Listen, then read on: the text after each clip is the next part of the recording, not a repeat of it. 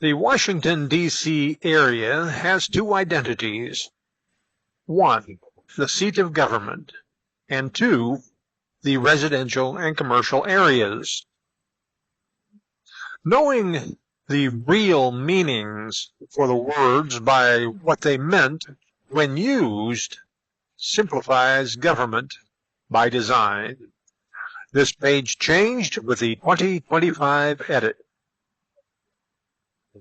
Repeal and clarify congressional power over D.C. The Constitution, Article 1, Section 8, Clause 17, states, open quote, to exercise exclusive legislation in all cases whatsoever over such district not exceeding 10 miles square, as may by cession of particular states and the acceptance of Congress become the seat of government of the United States, and to exercise like authority over all places purchased by the consent of the legislature of the state in which the same shall be, for the erection of forts, magazines, arsenals, dockyards, and other needful buildings, and to make all laws which shall be necessary and for carrying into execution the foregoing powers, and all other powers vested by this Constitution in the government of the United States, or by any department or officer thereof. Legislating in all cases whatsoever. What does the unanimous Declaration of the United States of America say about this political power? One of the characteristics of tyranny and despotism is written as suspending our own legislatures and declaring themselves invested with power to legislate for us in all cases whatsoever. Now, let's look at what power the Constitution of the United States of America actually grants to Congress. Exercise exclusive legislation in all cases whatsoever. Such district not exceeding 10 miles square. By cession of particular states. Becomes the seat of government of the United States. Old Dictionary time. Seat, 1785. 2. Chair of state, throne, post of authority. 3. Mansion, residence, dwelling, abode. When the Constitution authorizes Congress the power to legislate over the seat of government in all cases whatsoever, which just happens to be located within various places within an area not to exceed 10 miles square, this does not mean that the entire 10 miles square is the seat of government.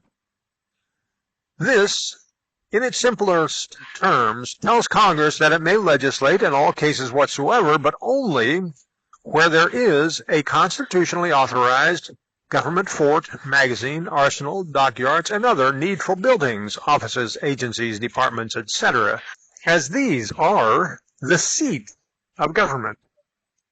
This would then expressly exclude all residential and commercial property within that 10-mile square area, as these entities are not part of the seat of government. We see the difference in definitions between that of secession and secession, as seen below. Cession, 1785. 2. Resignation, the act of yielding up or quitting to another. To secede, 1785. To withdraw from fellowship in any affair. Secession, 1785. 1. The act of departing. 2. The act of withdrawing from councils or actions. There seems to be no record of the roughly 14,000 people living in the area that became D.C. having ever seceded from their respective states, nor did the land itself which became the seat of government, secede from the states, Maryland and Virginia, within which it is situated. The states, Maryland and Virginia, ceded, gave up, the use of the land that became the area where the actual seat of government would occupy. With this, the residents and businesses within the 10-mile square should be voting for their respective governors, state legislators, judges, and city councils, as the District of Columbia is a two-state city, much like Kansas City, Kansas, and Kansas City, Missouri. In this way, the residents would not have to forfeit their right in voting representation in Congress that the Declaration identifies as a mark of tyranny and despotism. If this were not true, and if Congress were not the tyrants and despots detailed in the unanimous declaration, the resident citizens of D.C. must be allowed to vote on the congressional representatives that come from every state in the Union.